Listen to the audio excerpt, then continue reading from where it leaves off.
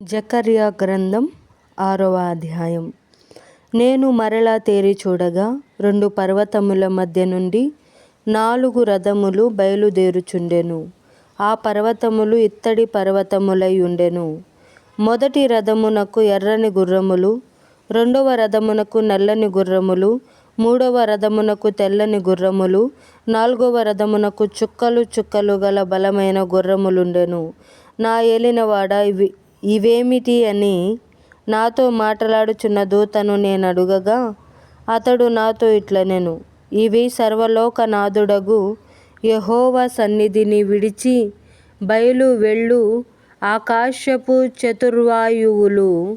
నల్లని గుర్రములున్న రథము ఉత్తర దేశములోనికి పోవున్నది, తెల్లని గుర్రములున్న రథము వాటి వెంబడి పోవును. చుక్కలు చుక్కలు గల గుర్రములు గల రథము దక్షిణ దేశములోనికి పోవును. బలమైన గుర్రములు బయలు వెళ్ళి లోకమంతటా సంచరింప ప్రయత్నింపగా పోయి లోకమందంతటా సంచరించుడని అతడు సెలవిచ్చెను గనుక అవి లోకమందంతటా సంచరించుచుండెను.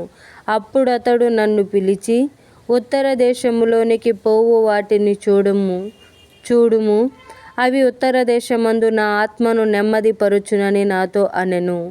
మరియు యెహోవా వాక్కు నాకు ప్రత్యక్షమై సెలవిచ్చినదేమనగా, చెరపట్టబడిన వారిలో బబులోను నుండి వచ్చిన హెల్దాయి, టోబియా, యోదయ అనువారు జెఫన్యా కుమారుడగు యోషియా ఇంట దిగి ఉన్నారు. వారు చేరిన దినముననే నీవు ఆ ఇంటికి పోయి వారినడిగి వెండి బంగారములను తీసుకొని కిరీటము చేసి ప్రధాన యాజకుడును యెహోజాదాకు కుమారుడునైన యెహోషువ తల మీద ఉంచి అతనితో ఇట్లనుము, సైన్యములకు అధిపతియగు యెహోవా సెలవిచ్చున్నదేమనగా, చిగురు అను ఒకడు కలడు, అతడు తన స్థలములో నుండి చిగుర్చును. అతడు యెహోవా ఆలయము కట్టును, అతడే యెహోవా ఆలయము కట్టును. అతడు ఘనత వహించుకొని సింహాసనాసీనుడై ఏలును.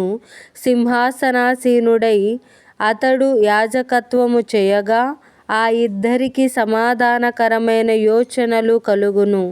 ఆ కిరీటము యెహోవా ఆలయములో జ్ఞాపకార్థముగా ఉంచబడి హేలెమునకును టోబియాకును యెదాయాకును జెఫన్యా కుమారుడైన హేనునకును ఉండును. దూరముగా ఉన్నవారు వచ్చి యెహోవా ఆలయమును కట్టుదురు. అప్పుడు యెహోవా నన్ను మీ యొద్దకు పంపెనని మీరు తెలిసికొందురు. మీ దేవుడైన యెహోవా మాట మీరు జాగ్రత్తగా ఆలకించిన ఎడల ఇలాగు జరుగును.